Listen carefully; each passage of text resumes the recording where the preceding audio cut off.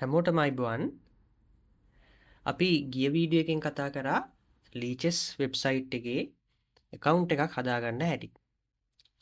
අද අපි කතා කරන්න යන්නේ ලීචෙස් account එක පාවිච්චි කරලා අපි කොහොමද චෙස් ක්‍රීඩාව ඉදිරියට යන්නේ, අපේ චෙස් හැකියාවන් කොහොමද අපි දියුණු කරගන්නේ කියන කතාව. හරි. දැන් මම මේ account එකකට log වෙලා තිනවා. ඔයාලට පේනවා දකුණු අත පැත්තේ උඩම තියෙනවා account එකේ number. චමෝද් 2015 කියලා මම අරගෙන තියෙන account එකක්. account එක ඇතුළට මම දැන් log වෙලා ඉන්නේ. දැන් ඔයාලට පේනවා දැන් මේ මට මේ වගේ numbers ටිකක් වැටලා තිනවා 1 2 3 ඔය විදිහට යනවා. ඒ වගේ සමහර ඒ වගේ ඔය තියෙනවා bullet blitz rapid ඒ විදිහට නම් කරලා තියෙනවා. හරි. දැන් මේ චෙස් ක්‍රීඩාවේ ඉන්න ළමයි දන්නවා මේ මොනවද මේ කියන්නේ කියලා. මේ play කියන කොටසේ තමයි මේක ලැබිලා තියෙන්නේ. හරි. දැන් විවිධ වයස් කාණ්ඩවල ළමයි සහ වැඩිහිටියෝ චෙස් ක්‍රීඩාවේ නිරත වෙන නිසා දැන් අපි ගමුකෝ මුලින්ම චෙස් ක්‍රීඩාවේ මූලික වශයෙන් දියුණු වෙන කෙනෙක්. එවැනි අය මේ මුලින් මෙන්න මේ බුලට් බ්ලිට්ස් කියන ඒවා එහෙම වැඩිපුර අදින්න යන්න ඕනේ නැහැ. Taman දියුණු වෙන අවධියක ඉන්නේ. එතකොට ඔයාලට පුළුවන් අදින්න මේ රැපිඩ් කොටස 10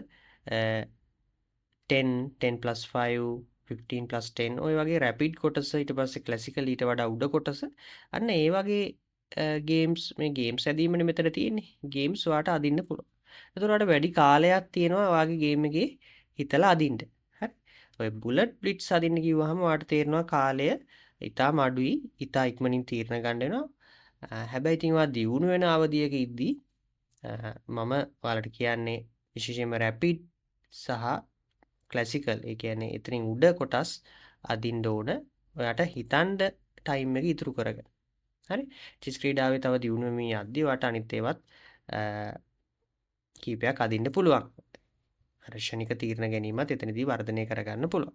හරි. මම දැන් මෙතනදී බලාපොරොත්තු වෙන්නේ චෙස් ක්‍රීඩාව මුල සිටම දියුණු කරගන්නා කෙනෙක්ට උපදෙස් ලබා දී. හරි.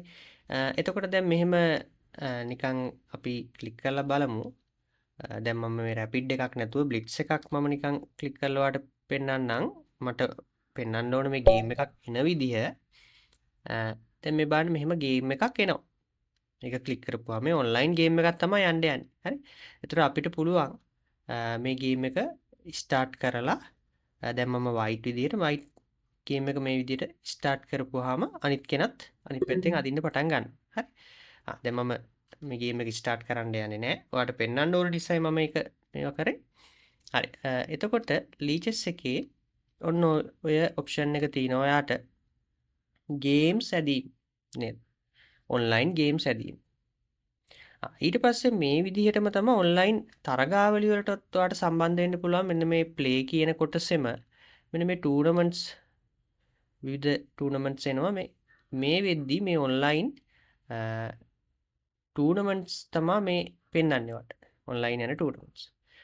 ඒවා අතර ක්ලික් කරලත් ඔයාට කැමති ටූර්නමන්ට් එකකට ජොයින් වෙන්න පුළුවන්. දැන් මෙතන තියෙනවා විනාඩි 3 තරග, විනාඩි 5 තරග. ඉතින් මම කිව්වේ චෙස් වර්ධනය කරන අවධියක ඒවට ජොයින් වෙන්නේ නැතුව ටිකක් වැඩිපුර වෙලාව තියෙන Tamanට හිතන්න වෙලාව තියෙන 10 ඒ වගේ දේවල් වලට ජොයින් වෙන එක හොඳයි. ටූර්නමන්ට්ස් කොටසක් තියෙනවා. ඒ වගේම තමයි අපිට උනත් ටූර්නමන්ට්ස් මෙතනද නිර්මාණය කරලා ඔයාට ලින්ක්ස් එවන්න පුළුවන්. ඒ ලින්ක්ස් වලින් ගිහිල්ලා ඔයාලගේ යාළුවොත් එක්ක ඔයාලගේ පාසල් වල අයත් එක්ක ඒ ලංකාවේ ඇතුලේ අයත් එක්ක ටූර්නමන්ට්ස් එල්ලම් කරන්න පුළුවන්. මම ටූර්නමන්ට්ස් එල්ලම් කරන විදිය වෙනම වීඩියෝ එකකින් ඔයාලට ඉදිරියට ගේන්න බලාපොරොත්තු වෙනවා. අද මම මේ කතා කරේ ප්ලේ කරන එකේ වැදගත්කම. නිතර ගේම්ස් ප්ලේ කරන්න ඕනේ. එතකොට අඩුපාඩු ඔයාට අඳුර ගන්න පුළුවන්. ඒ අඩුපාඩු සකස් කරමින් ඉදිරියටම යන්න පුළුවන්. ඔන්න ප්ලේ කොටස එහෙමයි තියෙන්නේ. ඊට පස්සේ මේ වැදගත්ම කොටසක් තියෙනවා පසල්ස් කියන කොටස. හරි. දැන් මේ බලන්න මේ පසල්ස් කොටසට මම ගියා. දැන් මේක ඔයාට ෆෝන් එකකින් කරන්නත් පුළුවන්. ඒ වගේම කම්පියුටරෙන් කරන්නත් පුළුවන්. පසල්ස් කිරීමේදී දවසට පසල්ස් කීපයක් කිරීම ඔයාගේ අර චෙස් වල ටැක්ටික්ස් කොටස දියුණු කරගන්න ඉතාම වැදගත් වෙන දෙයක් නේද? මේක හැමෝම දන්නවා. ඒතර පසල්ස් මේ ලීචෙස් එකේ කරද්දී වට රේටඩ් එක ඔන් කරලා කරන්න පුළුවන්. එතකොට ඔයාලට රේටින් එකකුත් හැදෙනවා. ඔයා පසල්ස් නිවැරදිව විසඳුවොත් ඒ අනුව ඔයාගේ රේටින් එකත් වැඩි වෙනවා. හරි. හා. ඉතින් මේ පසල්ස් කිරීම එක කොටසක් මේ චෙස් දියුණු කර ගැනීම සඳහා ඔයාලට පසල්ස් කිරීම පාවිච්චි කරන්න පුළුවන් කියන්නයි මට උවමනාව තිබ්බේ. ඒක ඉතින් ඔයා හොයලා බලන්න මේ පසල්ස් තීම්ස් වලට ගිහිල්ලා Tamanට කැමති පසල්ස් කොටස් තෝරාගෙන කරන්න පුළුවන්. හරි. එතකොට මේ පසල්ස් විසඳීම ඔයාගේ චෙස් ගේම් එකේ එන්න එන්න තමන්ට රේටින් එකක් තියෙනවා රේටින් එක වර්ධනය කරගන්න නැත්නම් රේටින් වෙන්න ඉන්ටර්නැෂනල් රේටින් එක හදාගන්න ඉන්න දරුවන්ට මේ හැමෝටම තමන්ගේ චෙස් වල දියුණුවට ඉතාම ප්‍රයෝජනවත් වෙනවා. ඒ පසල්ස් කිරීමේ කොටස. ඊට පස්සේ මම මගේ ප්‍රොෆයිල් එකට ගිහිල්ලා පෙන්නන්නම්. දැන් මේක මගේ account එකක් නෙමේ. මම උගන්වන දරුවෙක්ගේ account එකක්.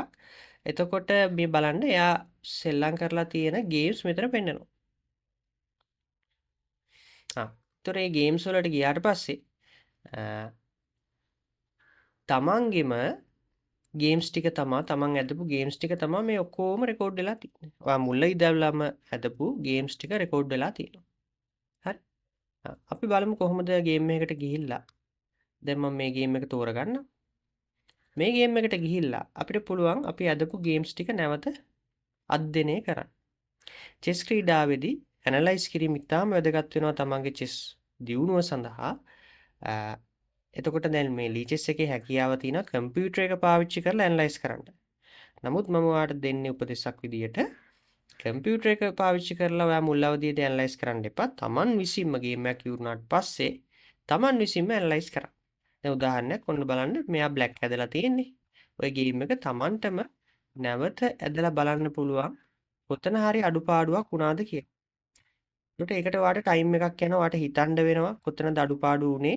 ඊට වඩා හොඳ මූව් එකක් තිබ්බද කියන එක ඔයාලට මුලින් හිතන්න වෙනවා. තමයි හොඳම ක්‍රමය. තමන් තනියම ඉස්සෙල්ලා හිතලා බලන එක. හරි? මේ විදිහට තමන් ඇදපු ගේම් එක ගැන යන්න පුළුවන්. හරි? ඒක තමයි චෙස් වල ඉතාම වැදගත් දේ. තමන්ගේ චෙස් දියුණුව ඇති කර ගැනීමට ගොඩාක් ළමයි මේක කරන්නේ නැහැ. ටිකක් ගේම් එකක් ඇදපු ගමන්ම තවත් ගේම් එකකට යනවා විසක් තමන් ඇදපු ගේම් එකක් පිළිබඳව නැවත තමන් විසින්ම පරීක්ෂා කරනවා අඩුයි. ඒක කරන ළමයාට ඒකේ අනිවාර්යයෙන්ම හොඳ ප්‍රතිඵල තියෙනවා. ඊට පස්සේ තමන්ට අවශ්‍ය නම් දැන් ඔය under 13 15 වගේ උඩ ක්‍රීඩා කරන ළමයි ඉන්නවා. ඊට පස්සේ එතනින් ගියා වැඩිහිටියෝ ඉන්නවා. තමන්ට අවශ්‍ය නම් මේ ඇනලයිස් බෝඩ් හරහා ගිහලා කම්පියුටරෙන් බලන්න පුළුවන්. තමන් හිතපු තැන හරි ගිහිල්ලාද? දැන් තමන්ට උන මිස්ටේක් එක තමන් තනියම හිතද්දි ඒක හරි ගිහිල්ලාද කියන එක බලන්න පුළුවන්. කම්පියුටරෙත් එක චෙක් කරලා. අන්න ඒ කාර්යයට විතරක් කම්පියුටරේ මේ යොදා ගන්න එක හොඳයි. නැතුව ගොඩක් අය සමහර වෙලාවට කරන දෙයක් තමයි ගේම් එකක් ඉවරුණ ගමන් කම්පියුටරෙන් ගිහලා දානවා. ඒතර කම්පියුටරේ කියලා කියන්නේ එයා සමහර වෙලාවට අපි ප්‍රායෝගිකව අදින මූව්ස් දෙන්නේ නැහැ. අපි සමහර විට දන්නෙත් නැහැ ඇයි මේ මූව් එක ඇද්දේ කියලාවත් දන්නේ නැතුව අපිට අදින්න සිද්ධ වෙනවා. සමහර ළමයි ඉන්නවා ඒක ඒ විදිහටම අදිනවා. තමන් ඇද්දේ මූව් එකේ හේතුවවත් දන්නේ නැහැ. ඒක තරම්ම හොඳ දෙයක් නෙමෙයි වාගේ මොලේ වර්ධනය වීම සඳහා. ඉතින් ඔයාට කියන්න තියෙන්නේ තමන් ඇදපු ගේම් එක අනිවාර්යෙන් තමන් විසින්ම ඇනලයිස් කරලා බලන්න. අද මම වීඩියෝ එකෙන් ගේන්න හිතුවේ මේ ප්ලේ කරන කොටස සහ පසල්ස් කියන කොටස තමයි විශේෂයෙන්ම. දවස ගානේ ඔයාට පුළුවන් නම් ගේම් එකක් දෙකක් ප්ලේ කරන්න. ඊට වඩා වැඩියෙන් ප්ලේ කරන්න තියෙනවා නම් ගොඩාක් හොඳයි. පසල්ස් එහෙමයි. පසල්ස් කිරීමත් ඒ විදිහටම ඔයාට පුරුද්දක් විදිහට අරගන්න පුළුවන් නම් මේ චෙස් ක්‍රීඩාවේ ඉක්මනින්ම ඔයාට දියුණුවටපත් වෙන්න පුළුවන්. හරි. මම මේවා ගැන පසල්ස් කිරීම පසල්ස් ඇතුළට ගිහිල්ලා ඒවා පසල්ස් කිරීම පිළිබඳව ප්ලේ කිරීමෙත් කොහොමද අපි ඇනලයිස් කරගන්නේ ඒවා නැවත වෙනත් වීඩියෝස් ඔස්සේ ගේනවා. දැනට account එකක් හදලා ගේම්ස් ප්ලේ කරන්න පසල්ස් දිනපතා කරන්න. ඉතින් හැමෝටම චෙස් වලින් හොඳ දියුණුවක් ලබා ගන්න පුළුවන් වෙන්න කියලා ප්‍රාර්ථනා කරනවා. හැමෝටම අයිබෝන්.